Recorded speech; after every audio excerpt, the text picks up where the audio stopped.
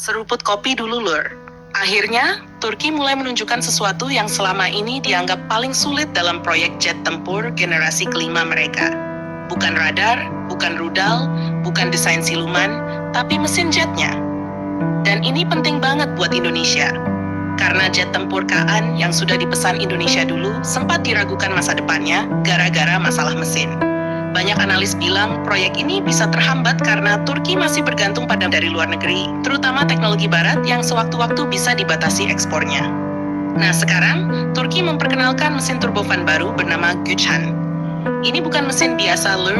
Tenaga dorongnya disebut mencapai sekitar 42.000 pound force. Angka ini langsung bikin dunia militer mulai serius memperhatikan proyek KAAN lagi. Kenapa? Karena daya dorong sebesar itu sudah masuk kategori mesin kelas berat untuk jet tempur generasi kelima. Sebagai gambaran, mesin F-122 milik F-22, Raptor Amerika punya dorongan sekitar 35.000 pound force. Mesin F-135 milik F-35 ada di kisaran 43.000 pound force. Artinya kalau klaim mesin Güchan benar-benar tercapai, performanya sudah mendekati level mesin jet tempur tercanggih dunia. Dan ini bukan cuma soal angka besar. Mesin jet tempur generasi kelima harus punya banyak kemampuan lain. Mulai dari efisiensi bahan bakar, tahan panas ekstrem, kemampuan dorongan tinggi saat afterburner aktif, sampai kemampuan super cruise. Super cruise ini penting karena memungkinkan jet terbang supersonik tanpa harus terus menyalakan afterburner.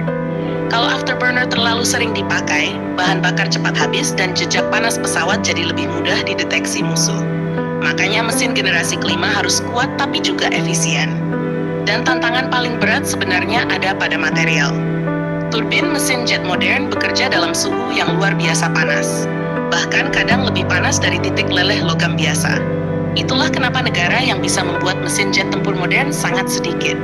Karena teknologinya bukan cuma soal membakar bahan bakar dan menghasilkan dorongan, tapi juga soal metalurgi tingkat tinggi, pendinginan turbin, kontrol digital, sampai desain aerodinamika internal mesin. Amerika menguasai teknologi ini selama puluhan tahun. Rusia punya pengalaman panjang lewat mesin AL seri mereka. China pun butuh waktu lama sebelum akhirnya mulai percaya diri dengan WBS-15 untuk jet J-20. Dan sekarang Turki mencoba masuk ke level itu. Ini yang membuat kemunculan Güchan sangat menarik. Karena selama ini banyak pihak menilai titik paling lemah proyek KAAN memang ada di mesinnya. Kalau masih memakai mesin luar negeri, maka risiko embargo akan selalu ada. Apalagi hubungan Turki dan Amerika sempat panas gara-gara pembelian sistem S-400 Rusia. Turki bahkan pernah dikeluarkan dari program F-35. Dari situlah Ankara sadar mereka tidak bisa terus bergantung pada teknologi asing. Maka lahirlah ambisi membuat mesin sendiri. Dan kalau proyek ini berhasil, dampaknya bukan cuma buat Turki, Indonesia juga bisa diuntungkan. Karena Indonesia tidak ingin lagi mengalami ketergantungan seperti masa lalu.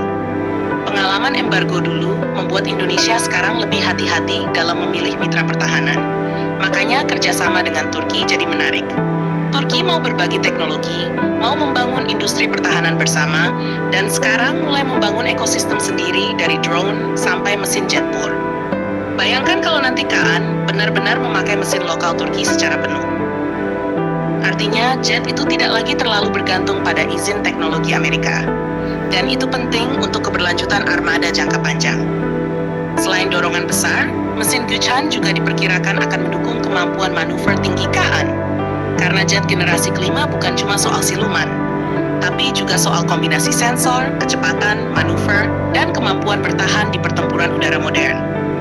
Dengan dorongan 42.000 pound force, KAAN nantinya bisa punya rasio dorong terhadap berat yang sangat tinggi. Ini penting untuk akselerasi cepat dan dogfight. Apalagi Turki kemungkinan juga akan mengembangkan teknologi thrust vectoring di masa depan. Kalau itu terjadi, manuver KAAN bisa makin berbahaya. Dan jangan lupa, Turki juga punya pengalaman besar di dunia drone tempur. Teknologi dari Bayraktar dan Kızıl Elma kemungkinan besar akan ikut mempengaruhi pengembangan sistem tempur KAAN. Jadi bukan tidak mungkin nantinya KAAN bisa bekerja bersama drone Loyal Wingman di masa depan. Konsep seperti ini sekarang sedang jadi tren perang udara modern. Amerika mengembangkan Loyal Wingman.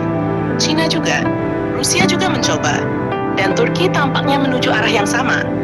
Kalau benar berhasil, posisi Turki dalam industri pertahanan dunia bakal melonjak drastis.